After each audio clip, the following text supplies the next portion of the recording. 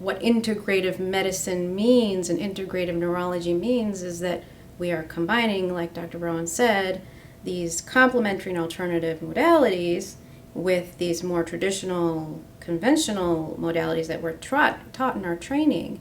And a lot of people, a lot of other physicians especially, think of it as us thinking outside of the box, where I really disagree. I have to respectfully disagree. I think that we are expanding our box. We're making our box bigger. And I'm hopeful that in the future that other physicians in training will be taught to have this toolbox from the beginning. One of the big things in integrative neurology and functional neurology, I think, is medical acupuncture. When I was doing my training in medical acupuncture, I kept thinking to myself, every neurologist should go through this, really, because there are so many conditions that are amenable and can be treated with medical acupuncture. So we're in a pain practice, and pain is probably number one, I would say. Number one problem that can be addressed with medical acupuncture, but so many other treatments can be addressed. And acupuncture is considered an energetic treatment, and we don't completely understand how it works, although we are starting to get the science behind it. And it's interesting to learn that science and say, wow, it really interplays with our autonomic nervous system and the way that the messages and the signals and the neurotransmitters and the endorphins are released when we put these fine needles into very focused and specific points in the body. So some things that we can treat besides pain are digestive disorders, mood disorders like anxiety and depression. Somebody who experiences acupuncture oftentimes fall asleep, they feel very relaxed and just calm, and they want to keep coming back for more. And other things are reproductive disorders. Sometimes infertility, it can be an adjunct to treatments for infertility as well. So medical acupuncture is really a great thing to add to our tool bag as neurologists, because if somebody comes in with migraine headaches, there's a kind of a gold standard in evidence-based medicine that showed that medical acupuncture is just as effective, if not more effective, than preventative medications for migraine headaches, which I thought was profound. And that's the reason why I said, well, let me go check out acupuncture.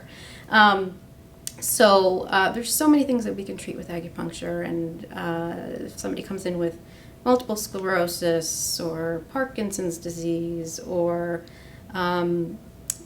really anything that we see, neuromuscular diseases, we can really, really do a lot to help our patients with simple treatment that's much more cost effective than some of the other more aggressive interventional treatments that people undergo.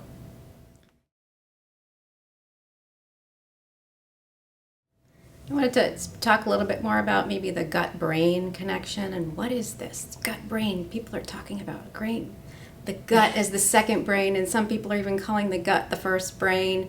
It's like Dr. Rowin was saying, most of our immune system's in our gut, about 80% of our immune system's in our gut, because it's our primary interface with the outside world. So it makes sense for most of it to be there. Like over 90% of our happy hormone or serotonin is made in our gut. And all these good bacteria are modulating our immune system. They are making lots of very bioavailable vitamins, like the B vitamins, which are so important in mood disorders and things like that. And they've even shown in animal studies and mice models that doing like a fecal transplant, which sounds really, really extreme, but doing something like that can treat anxiety and giving probiotics can really change behavior in autistic patients. And they're showing in human studies that probiotics mitigate anxiety. So there's this definite connection between the gut and the brain, and it's bidirectional. It's not just one way. And it's this model of fractionating medicine and reducing medicine to its parts and to its systems is really, it's going to go by the wayside. And the beauty of functional medicine is that we become super generalists. So rather than being super specialists like we were in our former lives, we are morphing ourselves into more super generalists because, like we mentioned before, the chronic underpinnings of so many disorders and diseases is chronic inflammation. So it's a beautiful model to treat so many conditions.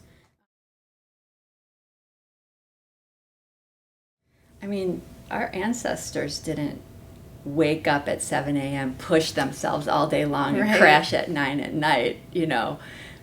They paced themselves. They knew the importance of rest and taking time in silence and taking time in nature and all these things that bring us back to the important things in life, which is excitement and joy. We're forgetting about that. We barely have the energy when we get home to do anything, let alone just tune out and turn on the TV and have a martini.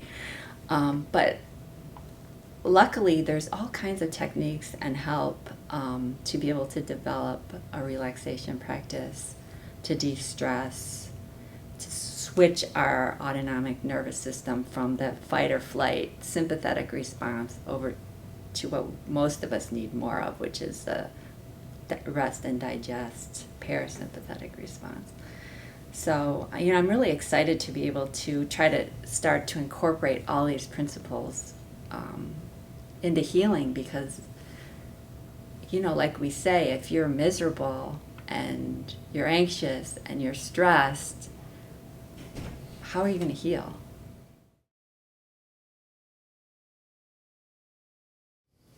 Well, I'm really excited to talk about that because it's been quite a journey for me.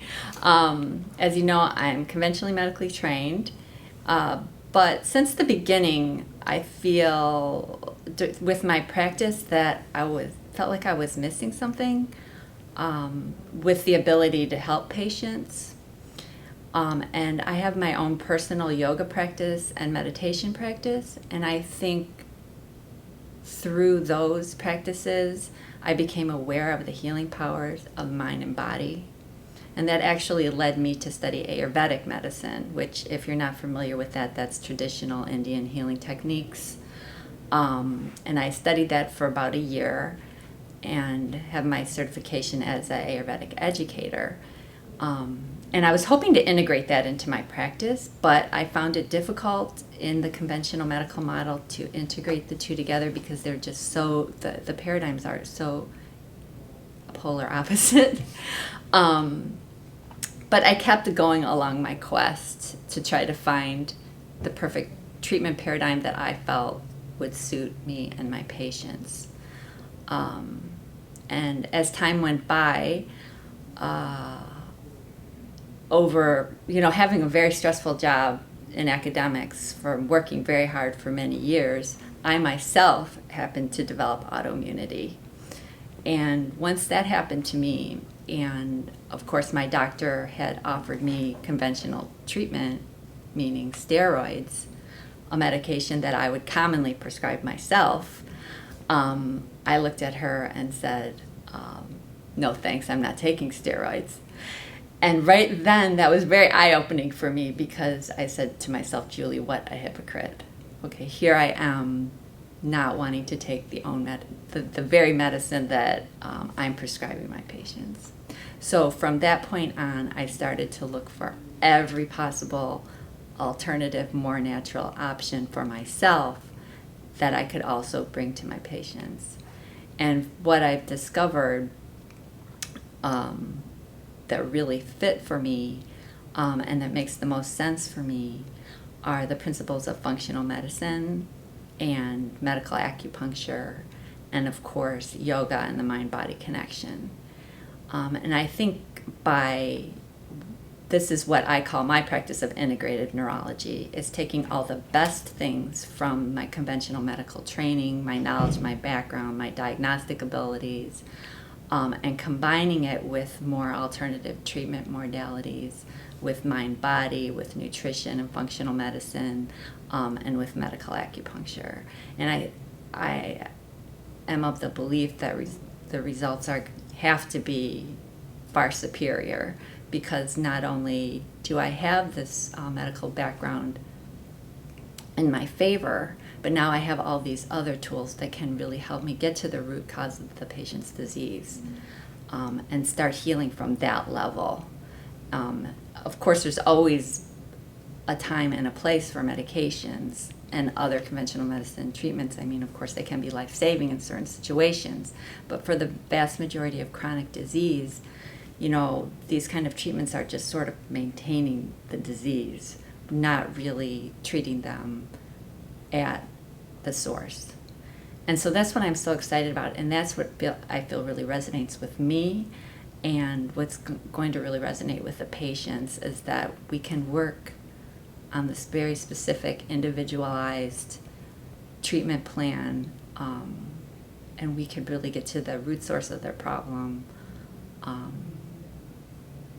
Of course, it means making a lot of perhaps difficult lifestyle changes, but coming to see me is really like allowing me to help you on your path to wellness.